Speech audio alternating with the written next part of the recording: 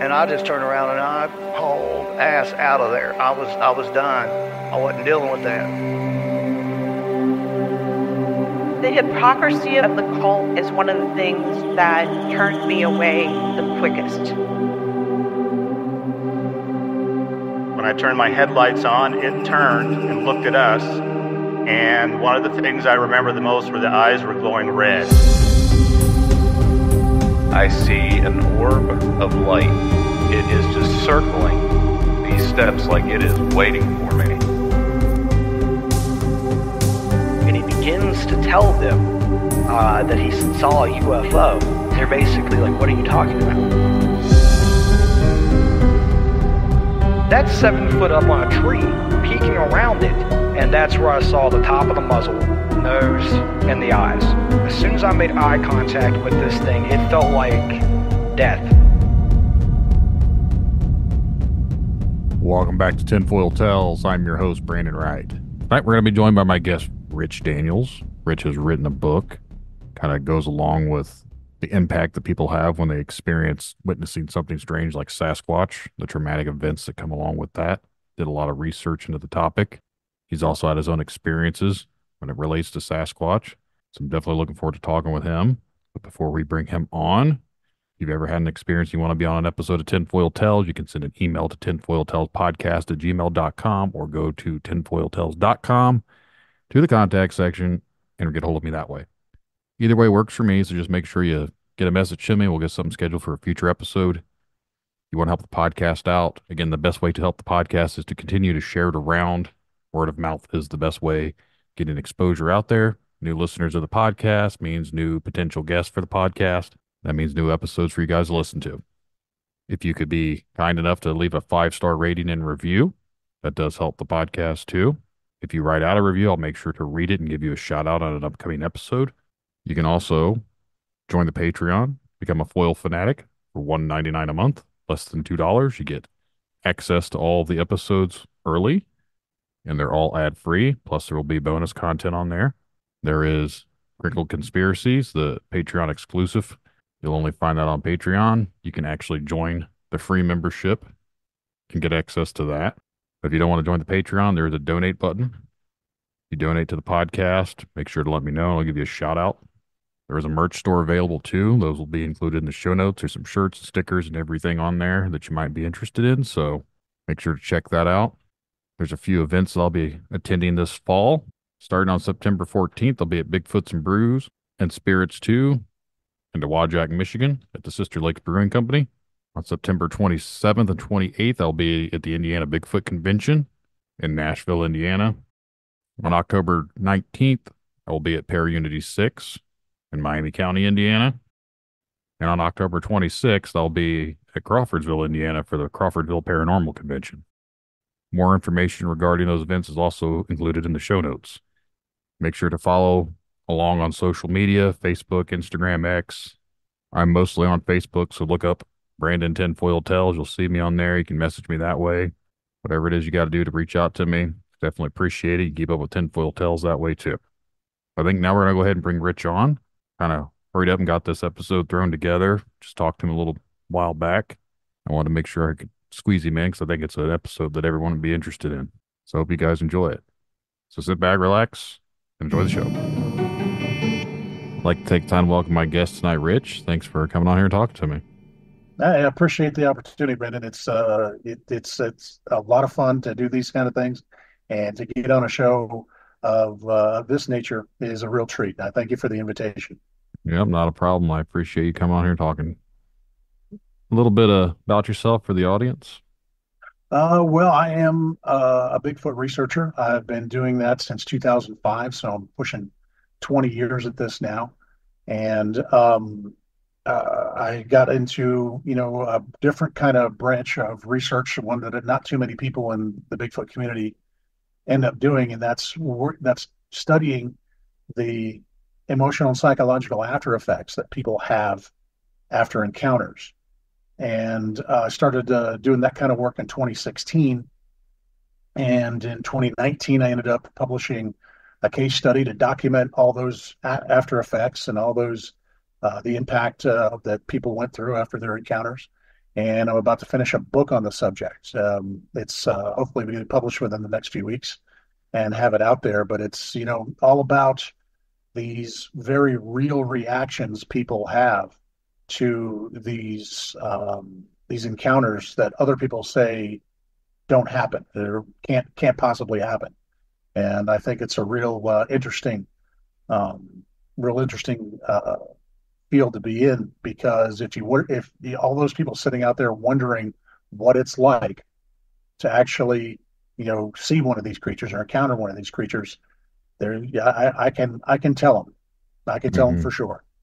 Hmm. Did you ever have any of your own experiences that kind of pushed you down this pathway? Well, yeah, actually, my first encounter happened in January of 2000. And to be honest with you, I had no idea what I was even experiencing at that point. Um, it was in Western Maryland, and the young lady that I was dating at the time had two small children, and we found ourselves on a very warm day for January there in the foothills of the Appalachians. It was about 60 degrees that day, and we didn't want to waste a good day, so we went out for a picnic, and the picnic turned into visiting friends, which turned into, going out to dinner. And, result was we got in late, pretty late that evening, 9 or 10 o'clock or so. And she lived way out in, way out in the boonies out there. I mean, the forest was about 40 feet from her house, and, just, largely off the beaten path, not too many places around. We pulled up to her house, and the driveway situated between her house and the woods. And the moment we got out of the car, we could hear something big moving around in the woods. And in that area, when you hear something big moving through the woods, you think black bear. Hmm. And that's what I had in my head. There was a black bear out there, so she hustled her kids inside to get them, ready to go to bed. And it was my job to get all the leftover dishes and food and everything from the picnic and get it inside. And with the black bear rummaging around, I didn't want to leave any food in the car, and I definitely didn't want to make a second trip out there. So I tried to get everything that one trip, and I had my arms all full. And all I was able to do was get my elbow up onto the hatchback of her car to try and push it down. Did that, ran inside, no big deal. A couple minutes later, she comes downstairs, goes to the door, looks out there to see if she can see the bear, and she sees my elbow was remarkably inefficient for the job that I had to do, and the dome light of her car is still on. And she didn't want the battery to run out because she had to go to work in the morning, that whole kind of thing. So chivalry is not dead. I'll report that to all the Hmm. ladies listening. I told her, okay, I'll go take care of it. And by that point, my eyes had adjusted to the light inside. So I went out and to the mudroom there, kind of turned the light out there and turned out the exterior lights and just stared out, trying to get my eyes to adjust a little bit so I could have some vision to be able to see what's going on. And that's when I realized there was more light out there than I thought, because I can't remember whether the moon was full or was near full that night, but there was a lot of moonlight that night. Number one. And number two, there was a lamppost about 200 feet away that was there to illuminate that part of the driveway where so you don't drive off of it. Yeah. So there's some ambient light out there. And after a couple minutes, I felt pretty confident to be able to go out there and at least be able to see the thing coming. If there's a black bear coming at me, I would at least be able to zero in on it a little bit. So I walk out, and all the time my eyes are on one specific point of the tree line, and that's because the whole tree line was bushes and briars, and they were pretty thick, and they rose up to right around where the canopy of the trees came down, about 5 feet or so, except for one spot, which was about 15 feet wide, where it had all been, the bushes and briars had all been cleared out and trampled down and everything. That's where we went back into the woods, to go hiking or take your kids back in the woods to play or whatever. And unbeknownst to me, that's where she also would take food that was about to go bad and dump it so animals could eat it. So that was, yeah, I didn't realize that at the time. She told me later. But I was watching that space. It was about 15 feet wide, about 5 feet high, up to the canopy of the trees. And in my mind, I'm saying, if the bear's coming out, he's coming out there. He's not going to go through a bunch of briars trying to get to me. He's going to take the path of least resistance and go around. I mean, they're pretty smart animals. And I got to the back of the car all the time watching this spot on the tree line. Push the hatchback down, light goes out, and the moment I pushed that down, I could see motion. I could see movement in that space. And what kind of made me wonder immediately was that the movement wasn't across the space and it wasn't coming out of the space. The movement was straight downward, something I really hadn't expected. And I looked, and what I saw was the outline of something in that space. It was a brown kind of outline, kind of silhouette against a black background. But there was enough light for me to be able to see something there. And the first thing that entered my head was that how big the thing was. Its head was right at the top of where the canopy of the trees were. And it had just moved downward, so I assume it sat down. I'm looking at a bear in my mind. But this head's 5 feet in the air. And then I look and I see shoulders sticking straight out from the head. And they're wide, probably close to 3 feet. Just this massive thing. And I'm looking at that and I'm saying, what kind of bear has shoulders like that? Because bears are slope on down. And I'm looking and looking. And I was like, what kind of bear is this? And then I sit there and I stare some more. Excuse me. Oh, I beg your pardon. It's allergy season. No, you're all good. But I stare some more. Yeah, I stare some more. And I see knees sticking up, kind of like at odd angles, kind of like a baseball catcher. Mm-hmm. And I say, is that thing crouching? I said, what kind of bear sits like that? Bears don't sit like that at all. They either sit down on their haunches, the way a dog does, or they sit down on their behinds and their feet stick out. So what kind of bear crouches? And I didn't understand it at the time. But what I was going through was an experience called cognitive dissonance, which is where you're getting input, but your brain isn't wrapping around. Your brain isn't processing it. Because in my mind, I'm looking at a bear, but nothing about what I'm seeing says bear. I'm trying to figure it out. And I stare at it, and I stare at it, and it's 40 feet away from me. And it was a minute or so, a little bit over a minute. And then I hear my girlfriend at the time at the door going, what are you trying to do? Get killed? And I just kind of snapped into, back into reality there. And here's this massive bear, 40 feet from me. I've got about 25 feet to cover to get back to the house.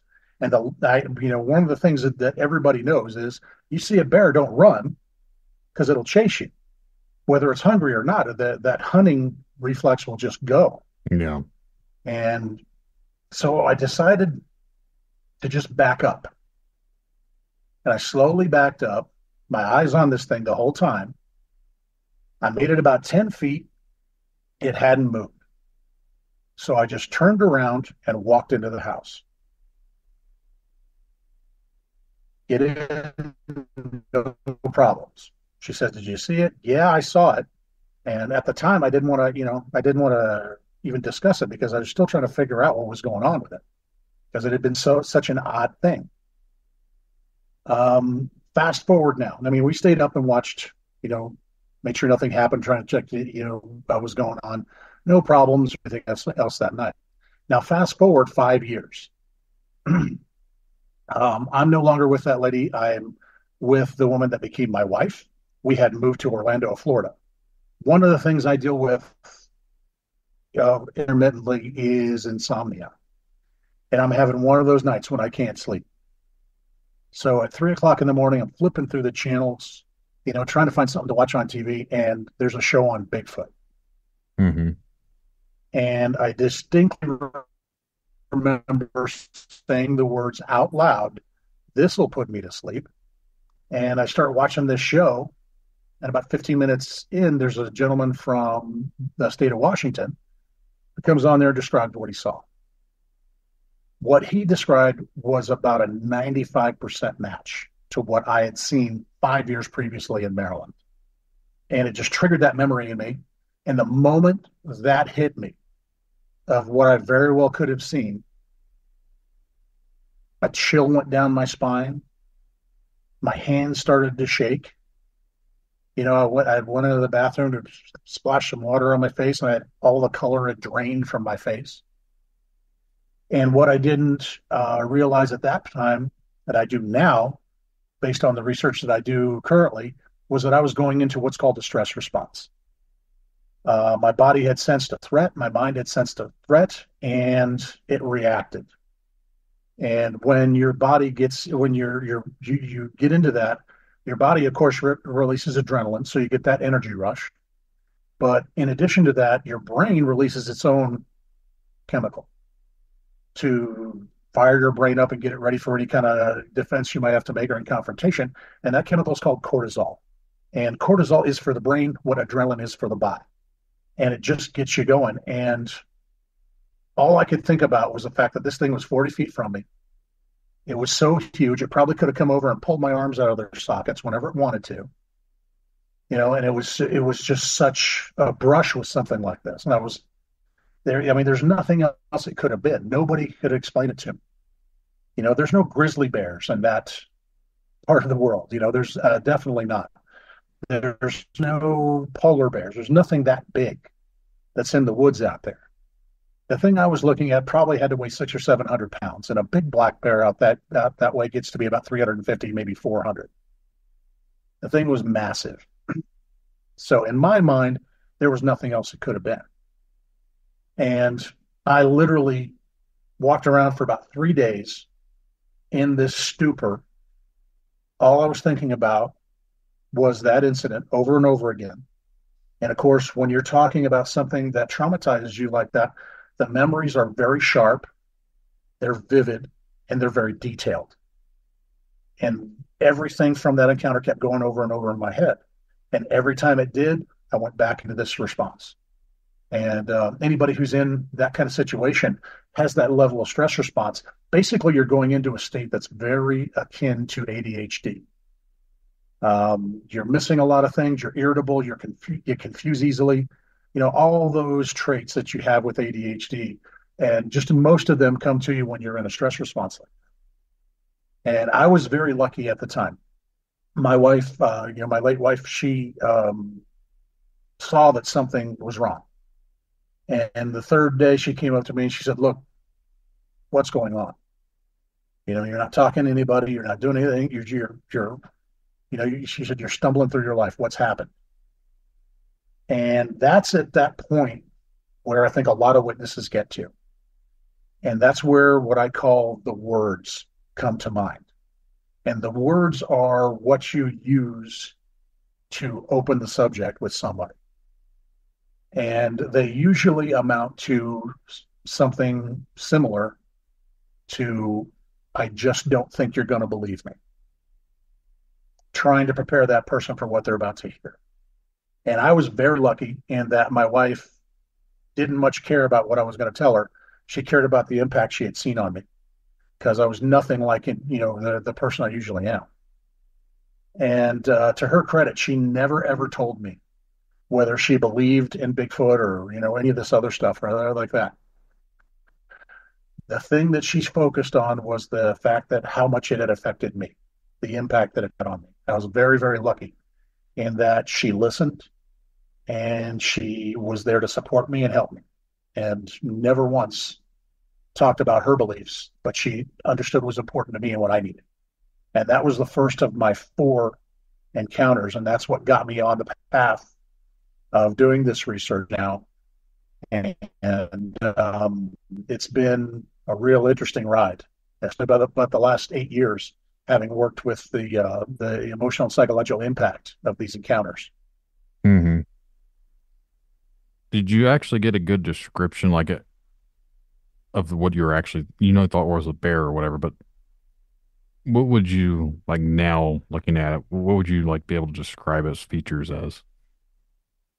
Well, I mean, generally it was the Just the size. size of it. The size was scary. I'm a decent sized fella. I'm 6'2", I'm about 300. I used to power lift, play sports, all that kind of stuff.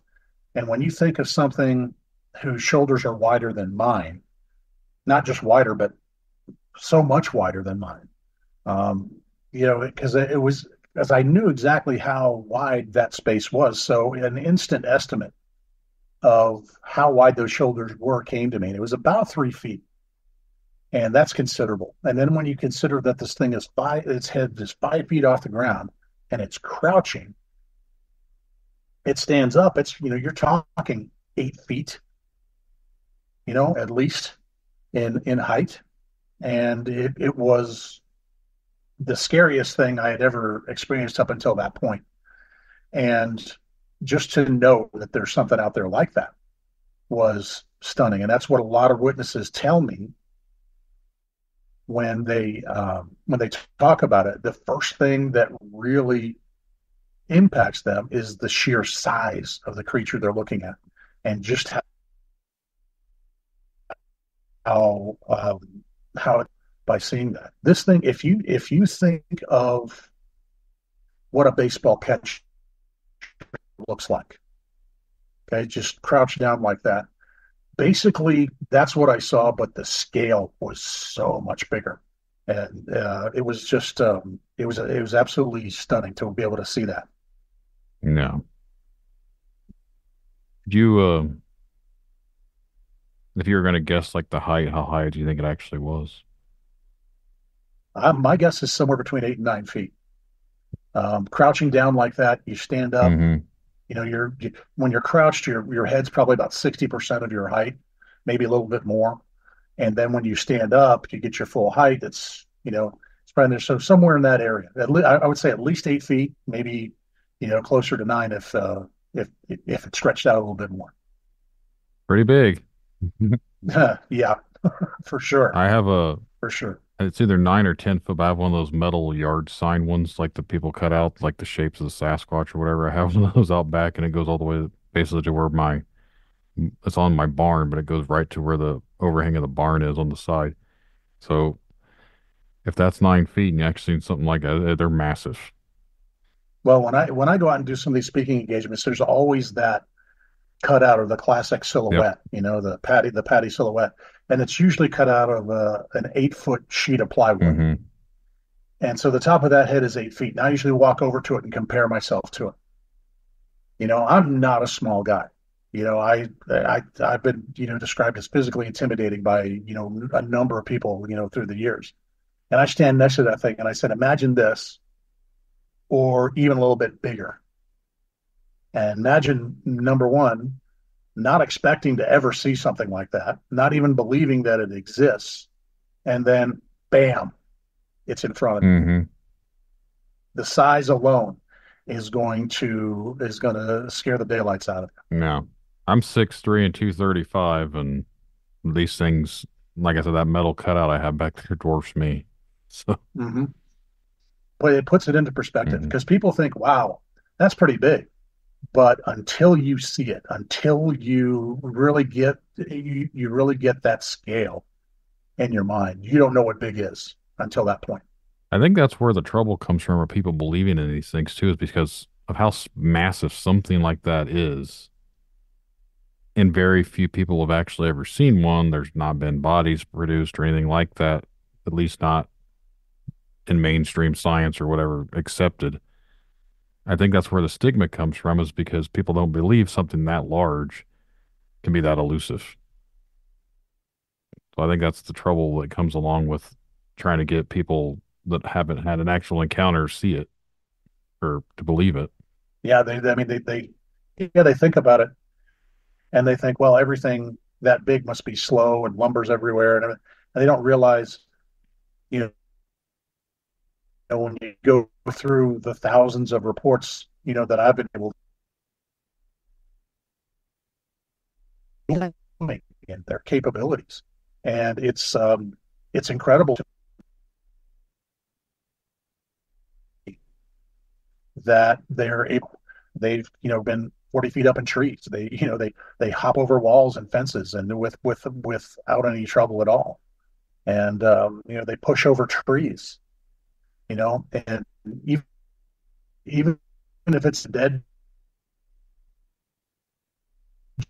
tree in the woods and see how far you get. It's not that easy to do, especially the ones that have a little green still to them. And, their physical capabilities are immense.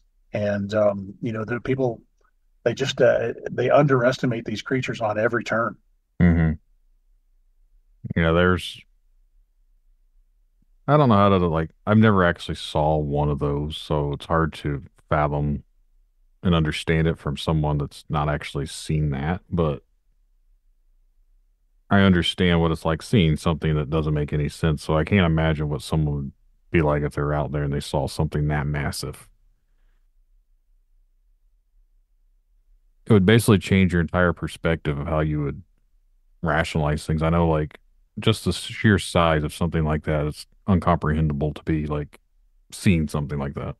Yeah, I tell people it's a reality altering, reality changing kind of event. Mm-hmm. And the nearest thing I can liken it to would be sort of a religious experience, that same reaction that you have to it.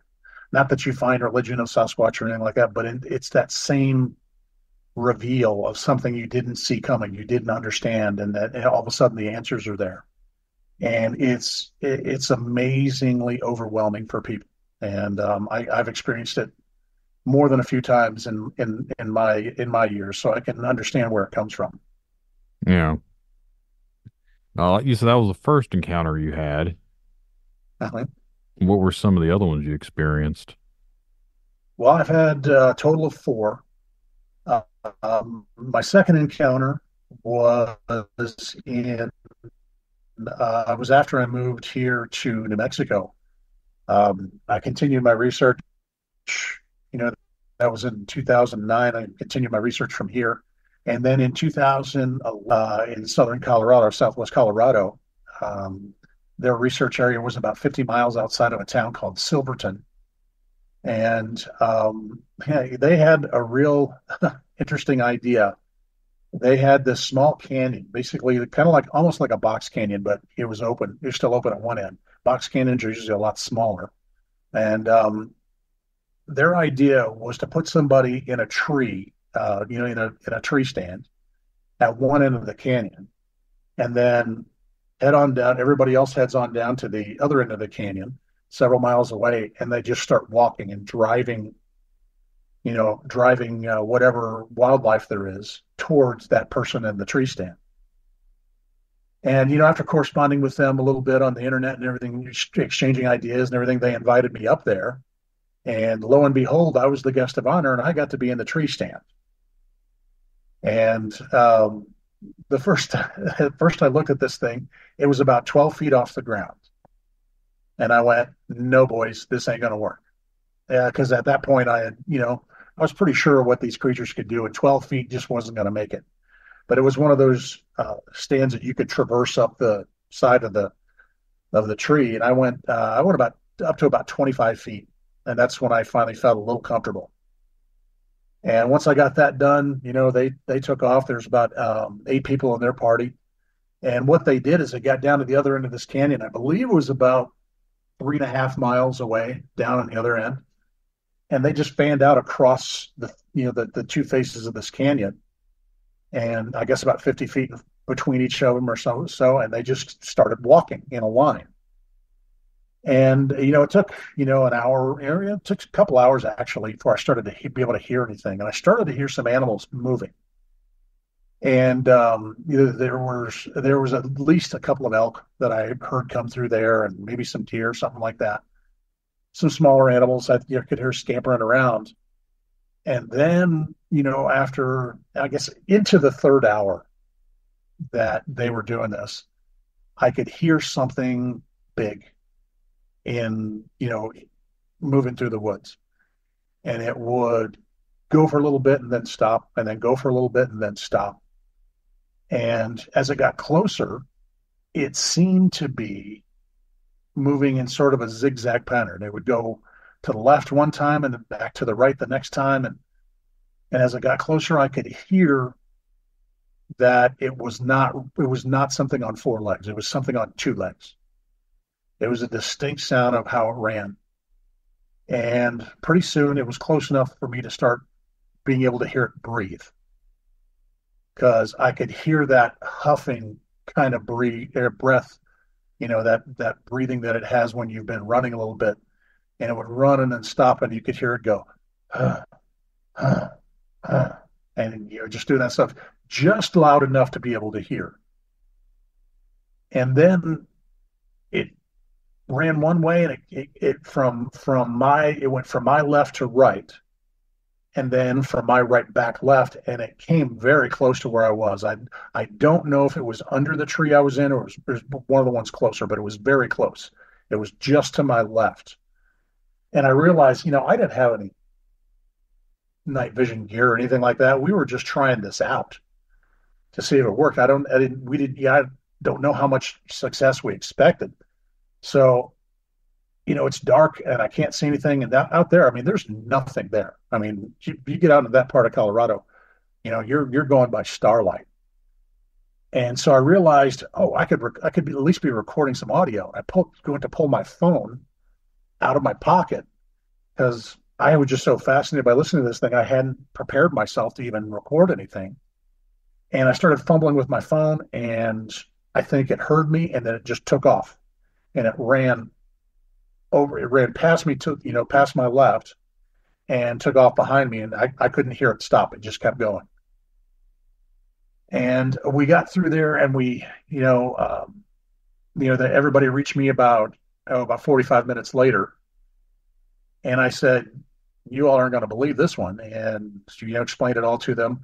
And we all just hunkered down and waited for first light.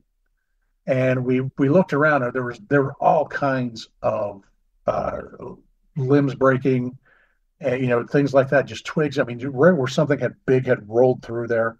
We couldn't find any hair samples. We did find a few partial footprints. Nothing substantial, though, nothing we could cast or anything. But we were fairly sure that's what we were dealing with, was a squatch running through there. And, that area that you're talking about is not far from where the recent sighting, or alleged sighting, of a Bigfoot was by the people on that train that was up there, the footage you got from there.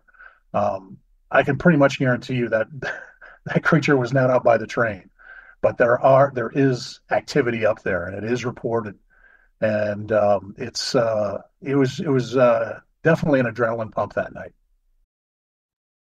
I bet. I am not one to go out looking for these things. And it's not that I've always said if I ever seen something, I'm going to be the idiot that chases after it. Mm-hmm. And I think I still probably would. But if it's 10 feet tall and I know it's going to rip me to pieces, I really don't know how to go after it. Well, I said I'm going to live stream it on Facebook or something so the world can see it. They can't say it's fake at that point if you see me get mangled up.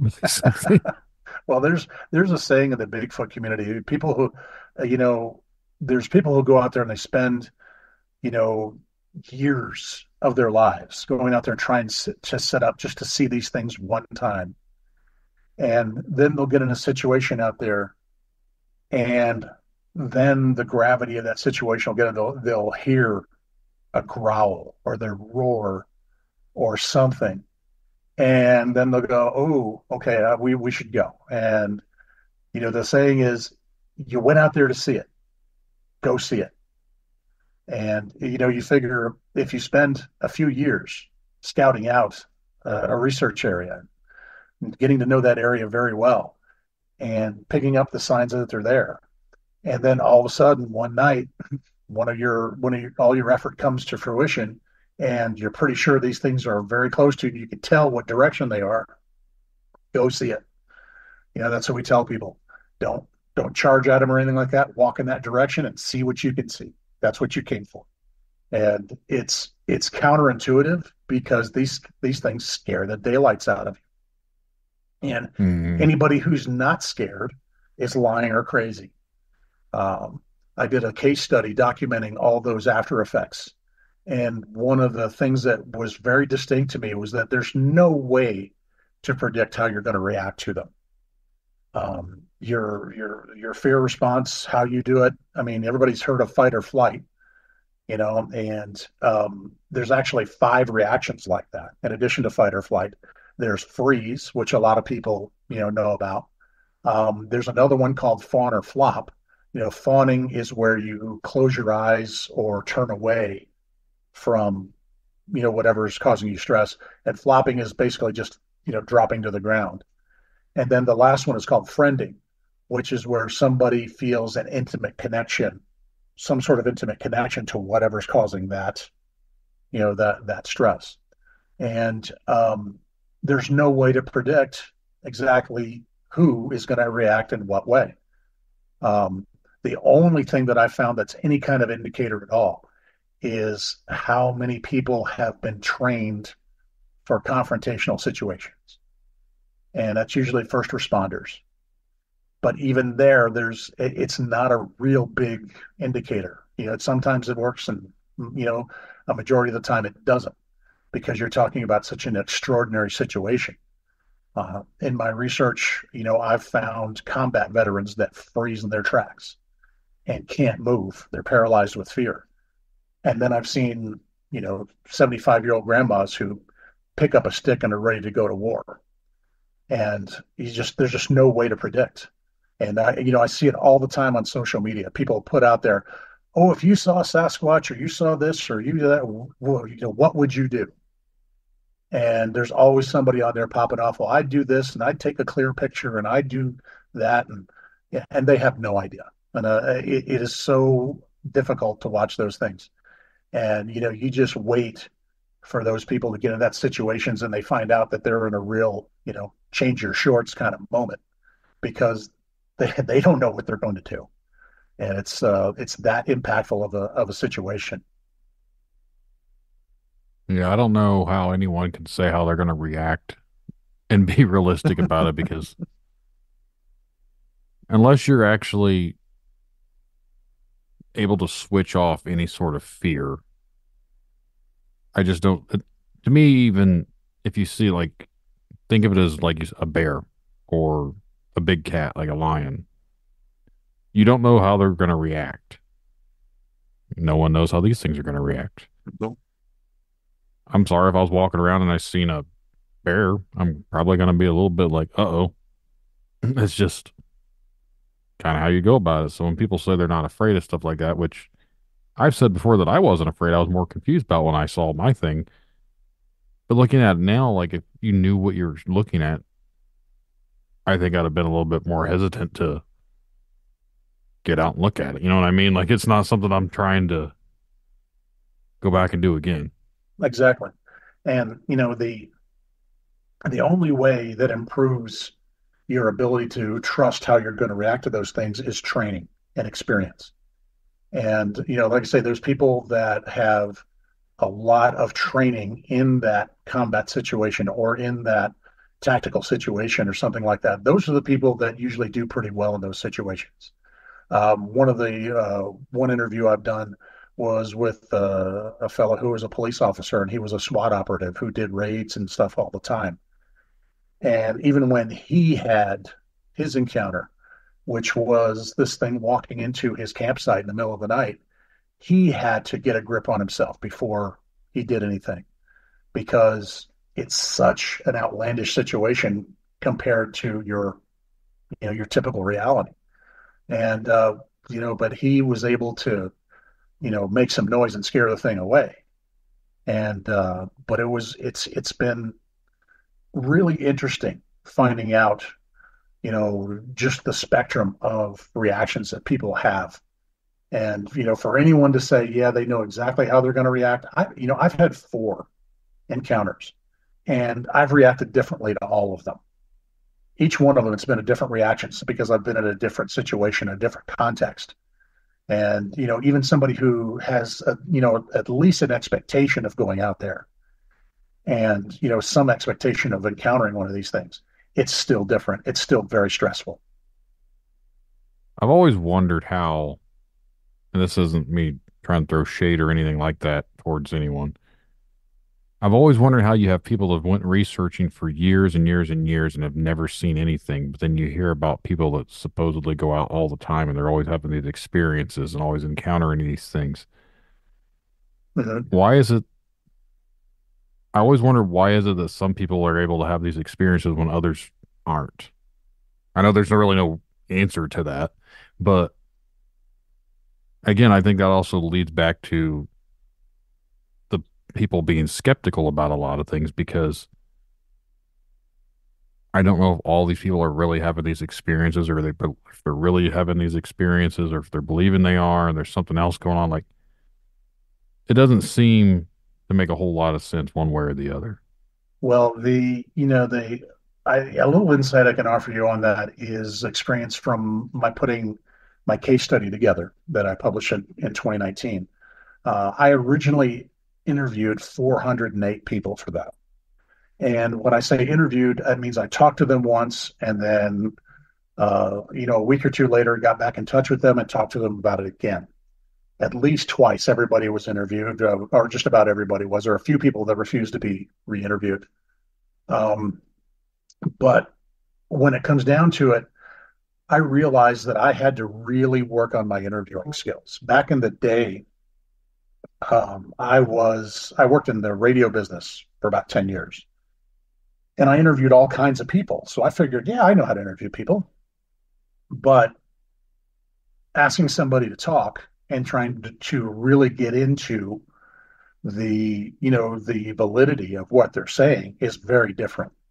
So I had to study some interrogation techniques, I had to get into micro expressioning, things like that to really get a good idea of who I was talking to and, what about what they were saying was there. And a lot of people that I ended up eliminating from that process, because I only kept 148 for the study, but a lot of people, their story would change the second time I would ask them. It would get bigger and better. And, oh, I remember this now. And, oh, there was this. And, oh, I forgot to tell you about this. And that goes counter to what the real experience is. The real experience is that you remember everything in vivid detail. I mean, just meticulous detail that you experience the thing in, and it comes back over and over and over again. So it's not very difficult to retell the situation and to retell it in the same way every time. So that was something that I saw. It's like, okay, that made me, and the least little bit of suspicion that I had is when I'd say, okay, thank you for your time and the interview, and then I wouldn't use that study or use that case for the study. So that, along with personal or family history of mental or behavioral health diagnosis, were the two things that I eliminated just about all of the people that I did from that study. And that's one way to figure it out.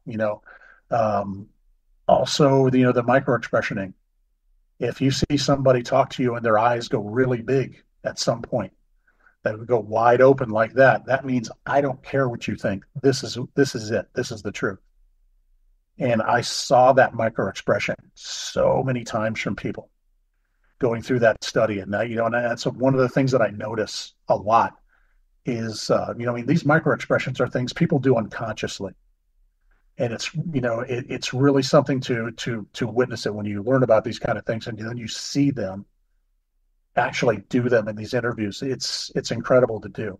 And those are good indicators as well. Those are used by, behavioral scientists that study, crime, criminals and everything else. And it's an amazing part of it to get into. But it's, when I it comes, do that with my kids. yeah, anybody who's a parent has done this. You can see the body language, you can see the posture, you can see the expressions, the micro expressions and everything like that. Yeah, everybody's experienced it. But, like I got into the stress responses. I could actually see people go right back into a stress response when they're telling me their stories. And I don't care what anybody tells you, I don't care what anybody says, it's next to impossible to be able to fake that. I worked in that field for 12 years with kids that were behavior challenged. And you talk about these kids who would go into these little episodes, fake episodes, just so they wouldn't have to do their schoolwork or something like that. You watch them, and the really good ones can fake it for about 10 minutes. But it's just so complex and it's just so difficult to mimic that it's, after, over a period of time, it's pretty easy to see that they're fraying at the edges, or they can't keep up, the act, because it's just so hard to do. It's you literally go into a different state of mind. And it's, I haven't seen anybody who's been able to do it. And I'm told by a lot of therapists that it's just impossible to fake for very long. Now, you said you're writing a book, Mm-hmm. and it's going to be coming out here soon. What is the title of the book going to be? The book is called Footprints in the Mind, The Bigfoot Witness Experience. And I got the title from realizing that the bulk of the physical evidence that we have for Bigfoot are actually footprint casts. That's the majority of what we have there. And they've been able to discern credible, footprint casts and not, but that's what everybody knows. When you think of Bigfoot, you think of those big, those footprint casts. Well, I'm talking about permanent impressions on somebody's minds, things that stay with them that way. So when you think about Bigfoot making that kind of impact on somebody, those footprints are not in the ground anymore. Those footprints are through someone's mind. They can remember where these things were, exactly what was going on. They can remember the weather, the weather, which way the breeze was blowing in some cases, the smells, were there. I mean, not even smells associated with the creature or anything like that. The detail of these memories are so amazing that, these people are there. You can tell the impact that it's had. And just like the footprints in the ground, these footprints in their mind stay there, and they'll forever be there. And so that's what gave me the idea for the book. And the book is really about that witness experience, what it's like to go through those experiences. And, I go into, what some of the causes are. And it sounds very sciencey, but I wrote it from the perspective of a layperson. I worked 12 years as a paraprofessional in the mental and behavioral health field here. And that's what actually got me into the education field, was working with kids. And I was the person that was with these kids all day long, sometimes up to 8 hours at a time. And I helped execute these treatment plans that we had for these kids. So we had goals and objectives for them to be able to handle different stressors and different things like that. And as we go through the days and doing things. And so I got to work a lot. I was the boots on the ground for treatment plans that were put together by therapists and doctors and shall we say, the licensed professionals in that field. So I tell it from that perspective. I don't talk about diagnoses because I'm not qualified to make those diagnoses. I don't say somebody, one of the big pet peeves I have about this stuff is that when people talk about being stressed, they immediately say the term PTSD. Oh, you have PTSD. Well, no, you don't, because there's a wide spectrum of these stress responses, from the very mild to the very severe, which is where PTSD is. PTSD is about actual psychological damage that's done. And, how you have to deal with that is very different than you have to deal with something from the other end of that spectrum. So I really try to stress the fact that, you say, you've been under acute stress, or you've been in a really stressful situation. And, you can recognize when something's impacted somebody, but none of us, there's very few people walking around that are able to make a diagnosis, and I won't do that for people. But I did help a lot of people get through these situations. I did help them get on the road to recovery from the trauma that they experienced. And it's told from that perspective of somebody who actually did that kind of work. And that's the kind of approach I have to Bigfoot witnesses now. So, where will this book be available at? Is it going to be on like Amazon or? It's going to be on about 12 different platforms. I'm told Amazon is going to be one of them. And it's Okay. it's from our Urban Book Publishers is the publishing company. And we're Okay. finalizing everything on that now. And as soon as I have that information for you, I'll be able to get it to you and you can provide it for everybody. Yeah. Once you get all that information, this episode will probably be out in about 6 to 8 weeks. Mhm. I try and keep about a 2 month head start, just that way I don't have to worry about running out of episodes on my schedule. Uh, But I figured by the time this episode drops, the book should be out. So I'll make sure to have all that information in the show notes for anyone out there listening that would be interested in checking it out. They can just go to the notes and click the link and find the book. well, I appreciate that. In addition, I'll be making the rounds. I'm doing some speaking engagements this summer. One is at June 1st at the Marionette Menominee Bigfoot Convention. That's in Marionette, Wisconsin. It's right on the border of northern Wisconsin and the Upper Peninsula of Michigan. And I'll be there for that one. And then on July 29th, I'll actually be in Southwest England for a conference over there that's being put together. And Nice. that came out of nowhere. A young fellow that I met, a researcher and everything, like he's putting everything together. Is that he's actually a 14-year-old kid who has put together quite the event over there with some big names. And Dr. Jeff Meldrum is going to be a video presenter. Brian Sharp is going to be King Sharp is going to be there.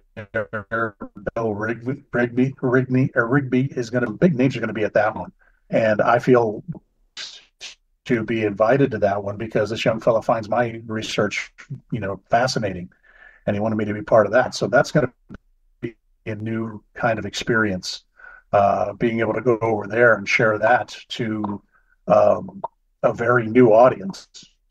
So, never did I think this would take me anywhere, but it's taken me overseas this summer. Yeah, that's awesome.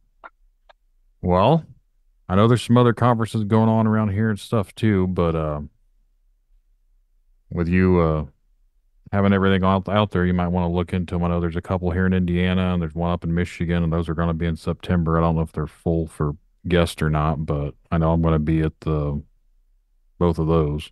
Mm-hmm. So I'll look into that. yeah, I can send you some details about them here offline. Yeah, I appreciate that. That's not far from, my family home ground, which is in central Ohio. So Yeah. that'd be nice to get out that way. So I know one's in Nashville, Indiana, and the other one's in Wajack, Michigan, Yeah. and they're both in September. But now I'll send you some information here once we're done recording. And what's But I great, want to what's great, there's a lot of great folks that show up to those. Yeah. Yeah, there are. I think we can wrap this one up. I want to say thanks again for coming on here and talking with me tonight. It's been a pleasure. Oh, it's been my pleasure. Again, I value the opportunity to get on and talk with folks, and yours is a brand new audience for me. So I really appreciate the opportunity to come on. Thanks for the invite. Yeah, not a problem. Like I said, I saw the message and a comment last week, and I just made up that new Facebook account, and I've already gotten like a lot of guests just by doing that one. Like I said, I've been at this for almost 2 years now, and I didn't do a whole lot of promoting or any kind of social interaction. I just made a page and just kind of went with it, but it's been growing steadily, so I'm really happy with it. Yeah, it's and the key thing is that you're getting the word out, and people are seeing they're encountering new stories, and there's always new information in there. And I think it's fantastic, and everybody who takes their own personal time and makes their own investment into endeavors like this, I think it's fantastic, and I try to support folks like you as much as possible. So that's the thing with me is I don't have any agendas or anything like that. I'm literally just here to give a place for people to share and talk about things. So Now, the more Uh, information that gets out there, the better off everybody is. There's yep. way too many people that keep their findings and discoveries too close to the vest, and it doesn't really do anybody any good as far as discerning exactly what these phenomena are about. And with the more communication of the information, the better. No, I agree with that. There's a lot of people that don't want to talk about certain things and they have some information and they think they know everything. And then my pet peeve is the so-called experts that know every single thing about these weird phenomena that happen, but yet there's no physical, scientific, accepted evidence of some of the existence of these things. But yet people are considered experts in that field. I'm like, how are you an expert on something that no one mainstream even recognizes as possible? Man, that's the hard part about this research. If you think about Bigfoot research, it really became popularized about 1970 or so, so a little over 50 years ago. The nature of just about all of the research that's done hasn't changed in that time period. The thing that's changed the most as far as the way Bigfoot research is done has been the technology that's used and that's been available. And that's about it. They go out and they use the new technology in the same old ways. And my point that I'll make is that what's it gotten us in over 50 years of this? We've got to start to innovate. We've got to start doing different things. We've got to start taking a different point of view in pursuing this research. And that's part of, that's about what I'm doing, as far as this kind of research. I only know of one other person that's done anything like what I'm doing as far as in the Bigfoot community. And you have to take a look at that in order to unearth new information. When I published my study in 2019, I fully expected there to be a huge backlash and um, a very difficult reaction from the Bigfoot community because there always is. There's always the trolls. There's always the people that are willing to tell you no, and no, this is you don't know what you're doing or you're ready to jump on it. And when I released it, I put it out there in I think it was about 17 different Facebook groups. That's where I released it and put it out there for folks. And then I sat back and waiting for something to happen. And the amazing thing is that I got crickets. I got nothing. There was no backlash. There was no criticism because what I had done was real science and I had produced real findings from that and documented that, these responses were there and these people were feeling this impact and everything else. And there was really nothing to cut up. It wasn't some wild story that I came up with or anything like that.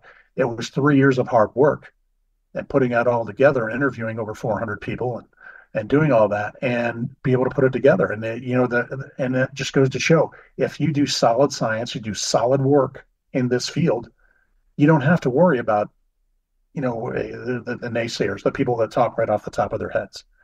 If you're doing good work and you're producing some findings, you're putting real data out there, it makes a huge difference. No, like I said, that's my goal for this show was to just allow people a place to talk about what they've discovered, talk about things they've encountered. I'm not here to prove or disprove anyone. That's not my agenda. I don't have any set plans for anything. Like the show's grown really big considering it's all grassroots. So I had no expectations for anything. So I'm pleasantly surprised with how well the show's been doing. And like I said, I appreciate everyone that's helped out, but like for me, it's just I enjoy doing it. I know there's some podcast out there and everything it's a business to them. To me, it's not that. It's literally I just enjoy doing it. And I can tell you right now, if there's anything you ever need, questions you have, or anything you want to have me on for question and answer or whatever, feel free to contact me. I'm more than happy to talk about this subject and share everything that I found. No, I'll definitely have you back on here after probably maybe in the fall. That way it gives you a chance for your book to be out there and see if there's anyone's that reached out to you, anything else you've discovered since then. I'd appreciate that opportunity. That'd be great. Thanks. Yep, not a problem. But I think, like I said earlier, we can go ahead and wrap this one up. But before we do, I want you to let everyone know about your book one more time and what it's called and where they can find it at. The book's title is Footprints in the Mind, The Bigfoot Witness Experience. And again, my name is Rich Daniels, and you'll be able to find it. It's from Urban Press Publishers, and it should be on a lot of different platforms. I'm told it's going to be on Amazon, and if you search for that title, you'll be able to find it easy enough, I believe. And hopefully, it'll be out here, by the end of April, and people have a chance to get a look at it over the summer. Good summer reading book, I think, if you're interested in this subject. And I look forward to hearing from folks. They can find me on Facebook. One of the condition that I describe people going into where they want to talk about their experience but are afraid to because of the reaction they'll get. I've named that paranormal encounter syndrome. And paranormal encounter syndrome is the exact name of a Facebook page that I have that I just put it out there, and I try to make it informational. I try to make it a little therapeutic, different things that are make it a comfortable place for people to go on there and just view information. And they don't have to participate or anything like that. And if anybody wants to contact me, they can find me on Facebook at Paranormal Encounter Syndrome. Okay. Yeah. Anything that you want people to be able to reach out to you, just send me here in a message, and then I will add all that into the show notes. So for anyone listening and wants to reach out to you, they can just go right there and I'll get you in contact with him. That'll be outstanding. Thank you so much. Yep. Well, again, I appreciate you talking with me tonight, Rich. It's been a pleasure, and I appreciate everyone out there listening. Hope you guys enjoyed it, but we're going to head on out of here. So thanks to Rich, and thanks for listening.